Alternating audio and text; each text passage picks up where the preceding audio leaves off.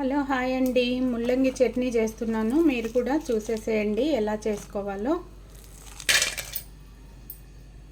ఎండుమిరపకాయలు అయితే ఒక 10 తీసుకున్నాను.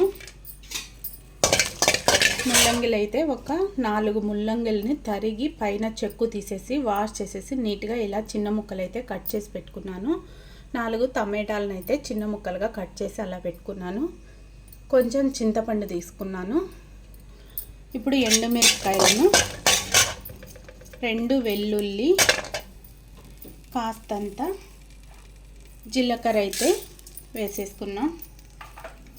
ఎండుమిరపకాయలను ఘాటు వస్తాయి కదా, సిమ్లో పెట్టి అలా వేయించుకున్నామండి. ఎండుమిరపకాయలు అయితే వేగినాయి. ఇప్పుడు ఇవి ఒక ప్లేట్లోకి తీసేసుకున్నాం.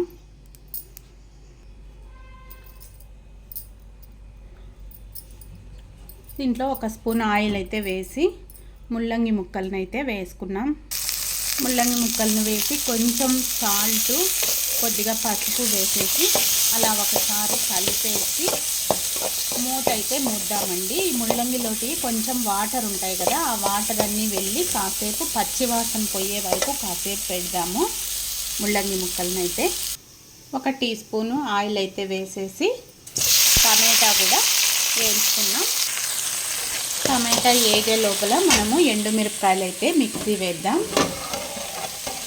ముల్లంగి అయితే అమైనా వేగింది, ఇంకా చాలు. ఇది చల్లారనిద్దాం. ముల్లంగి ముక్కలను పచ్చివాసన పోయే వరకు అలా అయితే వేగాయి అన్నమాట. ఇవి చల్లారుతాయి.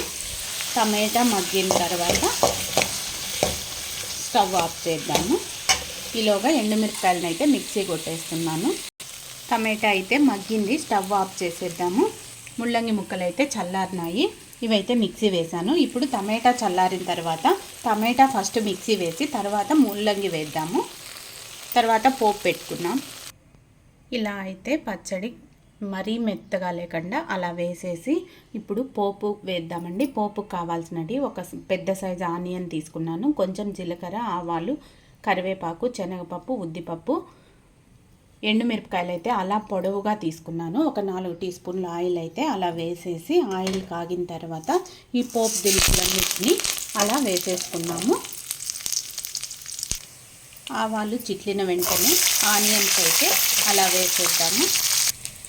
పచ్చడిలో కాస్త టేస్ట్ చూసి సాల్ట్ సరిపోతే వేయనవసరం లేదు. సరిపోకంటే ఈ టైంలో కొంచెం ఆనియన్స్ మీద అలా సాల్ట్ వేసామంటే ఆనియన్స్ బాగా ఏగుతాయి. అలాగే కొంచెము పోపులో ఇంగువ అయితే వేస్తున్నాను. పోపు అయితే ఏగింది. ఈ టైంలో అయితే మనము ముందుగా కొట్టి పెట్టుకున్న పచ్చడి అయితే ఇలా వేయాలి. ఎండుమిరపకాయలు ఇలానే ఎందుకు వేయమన్నానంటే నేను సైడు పచ్చళ్ళు నంజుకుంటా అంటే నూనెలో ఏగుతాయి కదా, చాలా బాగుంటాయి ఎండుమిరపకాయలు. ఇలా అయితే నేను ముల్లంగి పచ్చడి చేస్తాను. ఎప్పుడు సాంబారు పప్పులలోనే ముల్లంగి కాకుండా ఇలా పచ్చడి చేసుకొని తింటే ఆ టేస్టే వేరండి అస్సలు. ఒకసారి ఇలా ట్రై చేయండి, మీకు చాలా బాగా నచ్చుతుంది పచ్చడి. రైస్లోకి, టిఫిన్లలోకి ఇలా మనము ఎలా తిన్నా కూడా ఈ ముల్లంగి పచ్చడి అయితే సూపర్గా ఉంటుందండి. చూడు, మిక్సీ గిన్నె కడిగి లాస్ట్లో కొంచెం అలా వేసాను అనమాట.